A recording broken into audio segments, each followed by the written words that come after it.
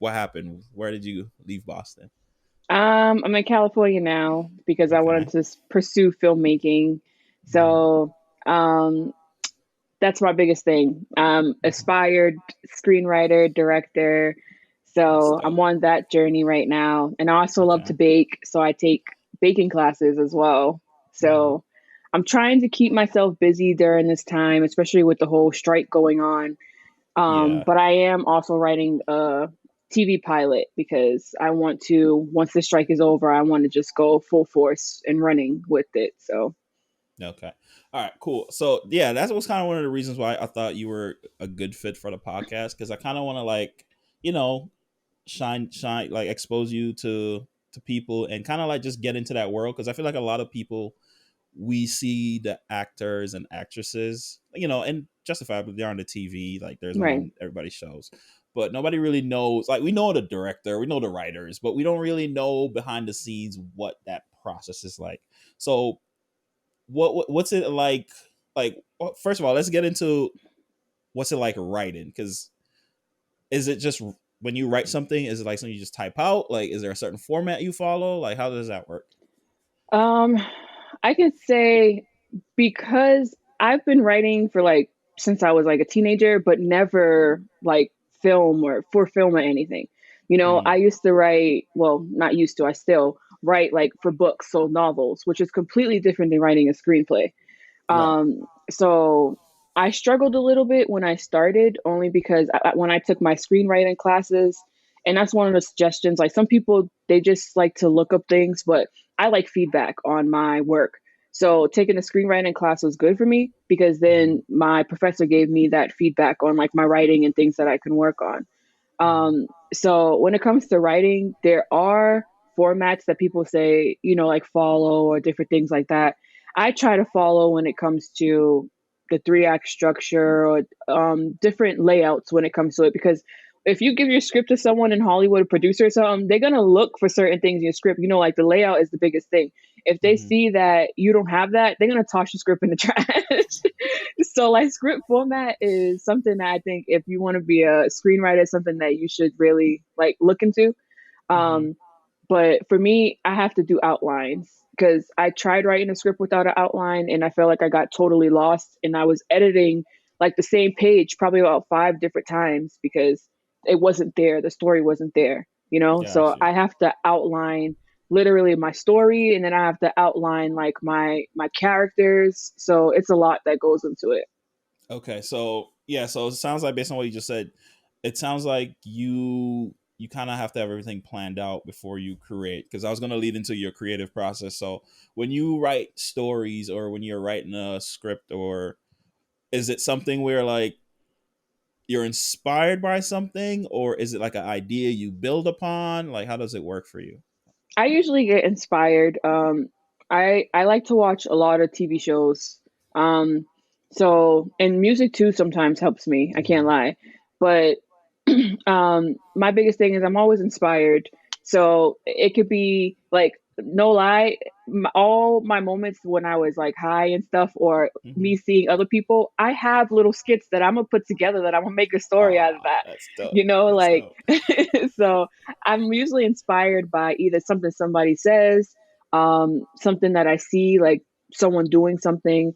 But my biggest thing is like sci-fi. So Mm-hmm. it's like I'm a big Marvel DC fan, but even though I'm Okay. a big Marvel DC fan, I don't want my stories to be like that as far as like powers.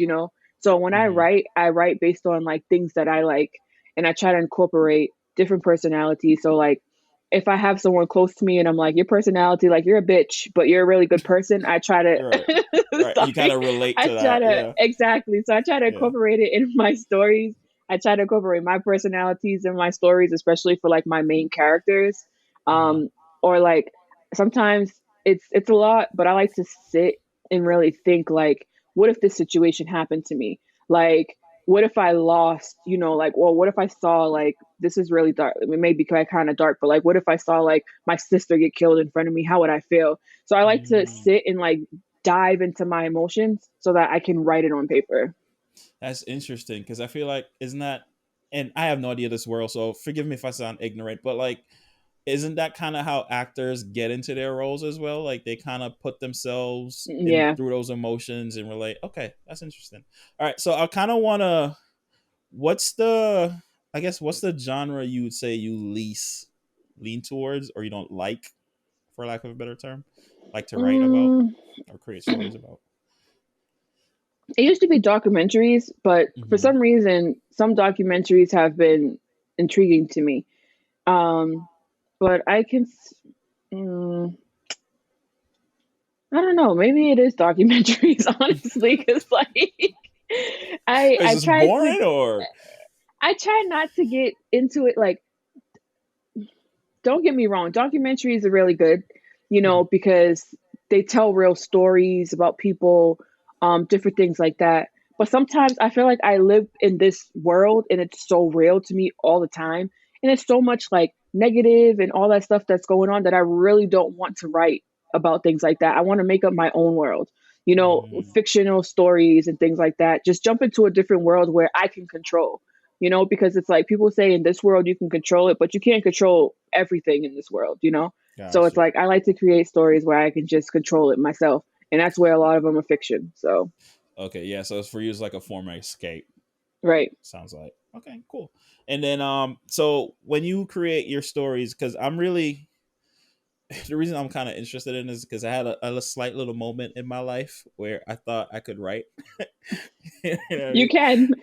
I can, but I quickly realized the discipline. Well, to be a to pursue a career in it and be a quote unquote good writer, you need a certain level of discipline Mhm. and stick to your work.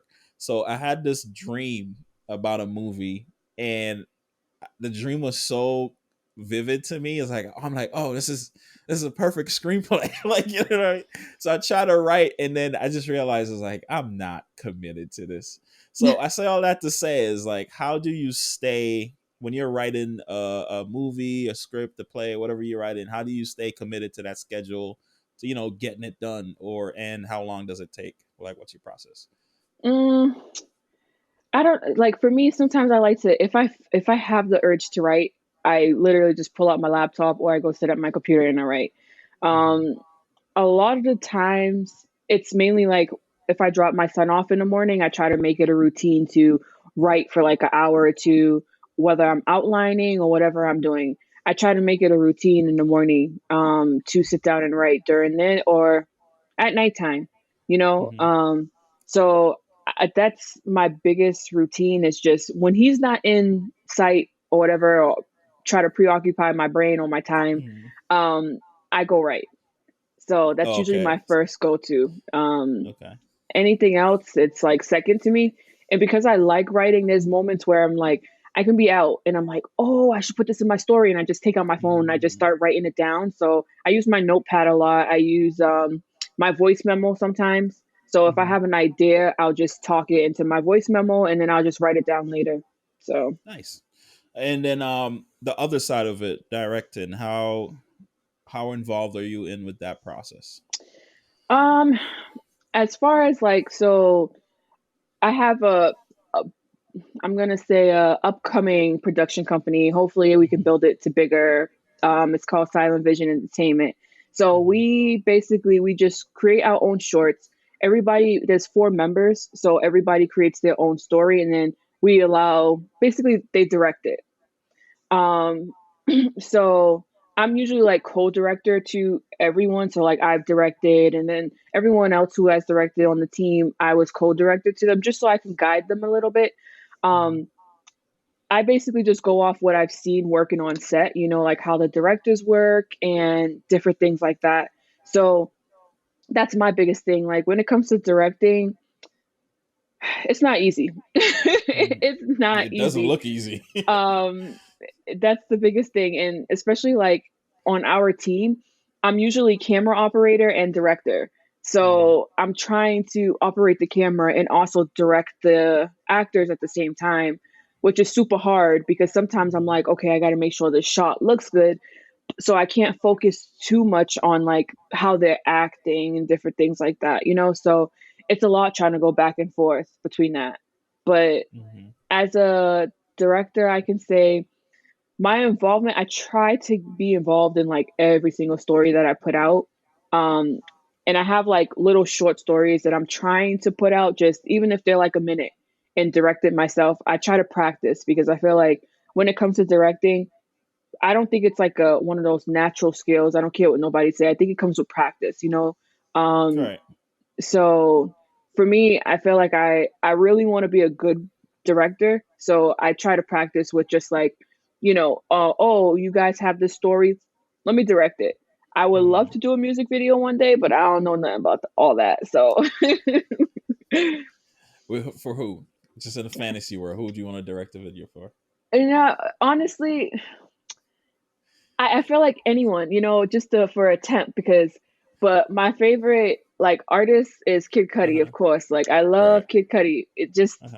his mind. I want to dig his brain, like Yeah. creativity.